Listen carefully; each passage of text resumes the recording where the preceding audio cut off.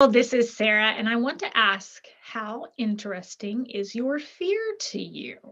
And I read Big Magic by Elizabeth Gilbert, and one of the things that she talked about was her fear was not that interesting to her. And as a child, she grew up and she was really nervous and she was afraid and she was afraid of everything. And then she said she got to a point and her fear was no longer that interesting. And I love this concept because in my new book, Problem Solved: Simple Habits for Complex Decisions, I talk about how important it is to separate the emotional problem to solve from a practical problem to solve. And let's take public speaking, right? So you have an opportunity at work and you're going to public speak, and then you're like, oh, I'm nervous, I'm scared, I'm this, right? And you could spend 10 years trying to figure out some of those fears and emotional problems to solve. Or you can get a plan for the practical problems to solve. What am I going to say? What's my practice schedule? Who am I going to practice it in front of? Who am I going to get feedback from so I feel confident going into the public speaking event? Okay. And I see so many people get lost in the weeds and not get what they want because their fear becomes the most interesting part of the story.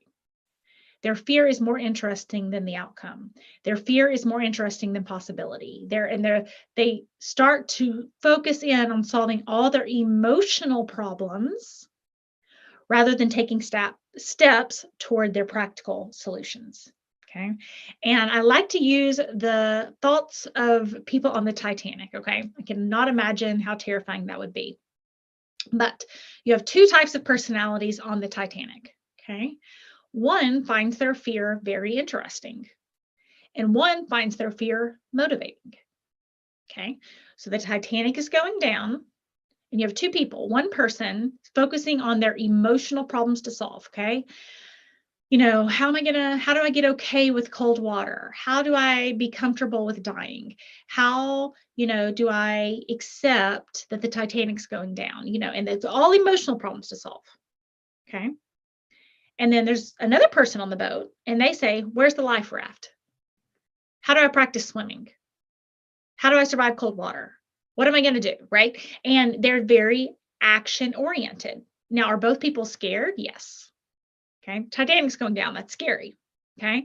But one person is using their fear. They're just so interested in their fear. Okay. So let's imagine this person in our lives today. And what are they talking about? Well, I can't start this business because of this. Well, can't hire this person because of this. Well, I can't make this change because of this. Well, and their fear is so interesting to them. Okay. And they're just like, I love my fear. I can't live without my fear. I just think about my fear all the time. I'm not making fun. Like please, I have lived with this fear, right? But this is what snapped this in my mind. When I heard that her fear was uninteresting to her, I was like, that is who I want to be. That is how I want to live. I want my fear to be uninteresting to me too. Okay. Because it's really interesting because I do believe fear in like toxic people or toxic situations. I feel like intuition, right, is very useful.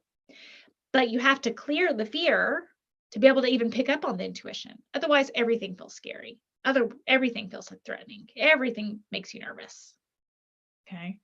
So if you were on the Titanic today, would you be the person who focused on their emotional problems to solve? Or would you be the person who focused on their practical problems to solve? Okay, emotional problems to solve. How do I get okay with this? How do I accept dying? How do I, right? Practical problems to solve. Where's the life raft? How do I get on it?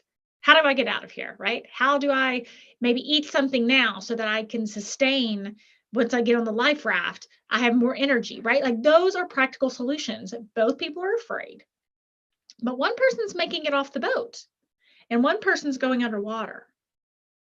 So when you reflect on the conversations you have with coworkers, family members, friends, therapists, life coaches, whatever, what is your focus? And how interesting is your fear to you? Because I promise, if you start to see your problems Is this an emotional problem to solve or a practical problem to solve? And think about mental sticky notes. You just stick that sticky note on there and think about the different problems you're trying to solve. And then focus, just like on the Titanic, what are the practical solutions to help me solve this problem? What are those practical solutions to get me those outcomes? What are those practical solutions to get me where I want to go? You're going to have a much better life and much better things happening to you than if you're just trying to feed that fear and focus on the emotional problems to solve. Hope that helps.